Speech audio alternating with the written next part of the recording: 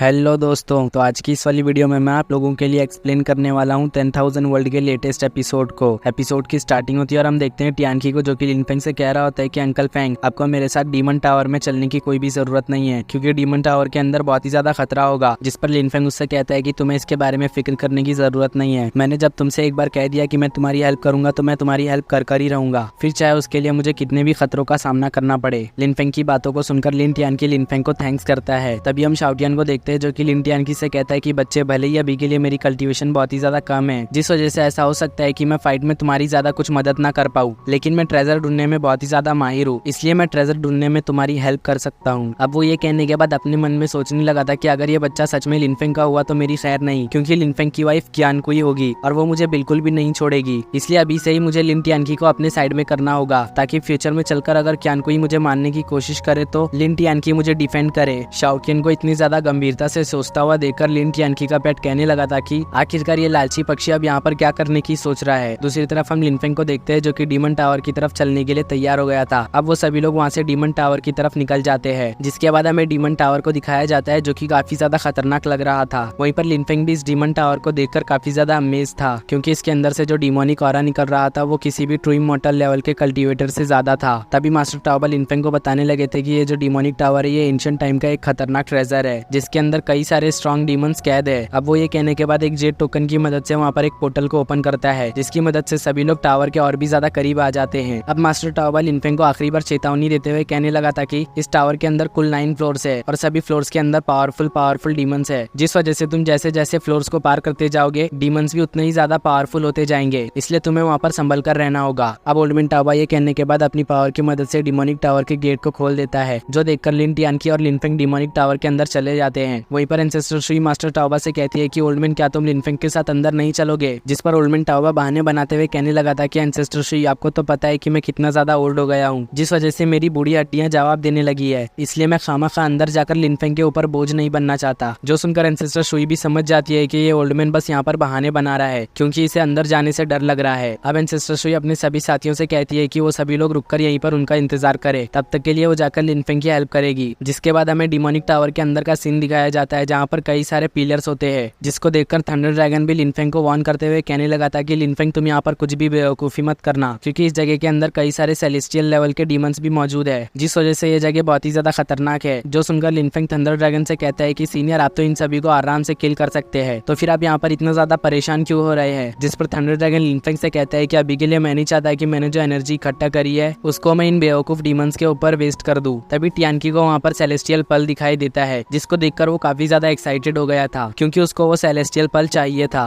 तभी वहाँ पर एंसेस्टर शुई भी आ जाती है और एंसेस्टर शुई लिन फेंग को बताने लगी थी कि अगर अभी के लिए तुमने इस सेलेस्टियल पल को ले लिया तो यहाँ पर मौजूद जितने भी डीमंस है वो सभी आजाद हो जाएंगे और वो सभी तुम्हारे लिए परेशानियां खड़ी कर सकते हैं, इसलिए तुम्हें यहाँ पर जो भी करना है सोच समझ के करना। जो सुनकर लिन फेंग भी एक बार को सोचने लगा था। तभी शाओटियान आकर लिन फेंग से पूछने लगा था कि मास्टर, क्या आप सच में लिन टियानकी के लिए रिस्क लेने के लिए तैयार है? जो सुनकर लिन फेंग लिन टियानकी की तरफ देखने लगा था और अब वो सोचते हुए कहने लगा था कि अगर लिन टियानकी की जगह पर मेरा बच्चा होता तो मैं जरूर से उसके लिए ये करता, इसलिए वो टियानकी को सेलेस्टियल पल लेने में हेल्प करने के लिए तैयार हो गया था। तभी शाओटियान आकर टियानकी से कहता है कि बच्चे, तुम जाकर उस पल को लो, तब तक मैं तुम्हें पीछे से प्रोटेक्ट करूंगा। जो देखकर लिन टियानकी के पेट से रहा नहीं जा रहा था, इसलिए वो बीच में आते हुए कहने लगा था कि तुम्हें मेरे मास्टर को प्रोटेक्ट करने की जरूरत नहीं है, मैं अकेला ही काफी हूँ मेरे मास्टर को प्रोटेक्ट करने के लिए। जिसके जवाब में शाओटियन कहता है कि वो तो मैंने पहले ही देख लिया है, तुमने कैसे प्रोटेक्ट किया था लिन टियानकी को। जब टियानकी 8 हाथों वाले डीमन से फाइट कर रहा था तब तुम कहाँ थे? अभी वो दोनों इसी तरह की बातें करते हुए आपस में झगड़ रहे थे कि तभी लिन फेंग ने उन दोनों को चुप करा दिया था। अब लिन फेंग अपने थंडर शॉट डोमेन को एक्टिवेट करते हुए टियानकी से कहता है कि जल्दी से जाकर तुम उस पल को ले लो। जो सुनकर टियानकी अपने पास से एक तालिस्मान निकालकर उसकी मदद से उस पल को अपने पास ले लेता है, जिस वजह से डीमन को कैद कर रहा फॉर्मेशन कमजोर हो गया था। जिसके बाद हमें फॉर्मेशन के अंदर कैद डीमंस को दिखाया जाता है, जहाँ पर एक डीमन कह रहा था कि फाइनली अब वो वक्त आने वाला है जबकि हम यहाँ से बाहर निकलकर पूरी दुनिया पर राज करेंगे। और वो ये सब कहने के बाद वहाँ से आजाद होने की कोशिश कर रहा था, मगर वो ऐसा नहीं कर पाता है क्योंकि अभी तक पूरी तरह से फॉर्मेशन डिस्ट्रॉय नहीं हुई थी। तभी हम वहाँ पर एक दूसरे डीमन को देखते हैं और वो भी वहाँ से आजाद होने की कोशिश कर रहा था, मगर वो भी नाकाम हो जाता है। अब उसे यहाँ पर समझ में आ जाता है कि वो पूरी तरह से आजाद नहीं हो सकता, इसलिए वो अपनी स्पिरिचुअल बॉडी को इस फॉर्मेशन से बाहर भेजकर टियानकी की बॉडी पर कब्जा करके इस पूरे फॉर्मेशन को तोड़ने की सोच रहा था। लेकिन वो जैसे ही फॉर्मेशन के बाहर आता है वैसे ही लिन फेंग उसको किल कर देता है। जो देखकर एक डीमन अपने सभी साथियों से कहने लगा था कि आखिरकार तुम सब यहाँ पर क्या कर रहे हो, हमें मिलकर इस लड़के के ऊपर अटैक करना चाहिए। तब शायद हो सकता है कि हम यहाँ से आजाद हो पाए। इसलिए वो अपने सभी साथियों के साथ मिलकर लिन फेंग के ऊपर अटैक करने के लिए चल देता है और इसी के साथ हमारा ये एपिसोड यहीं पर एंड हो जाता है।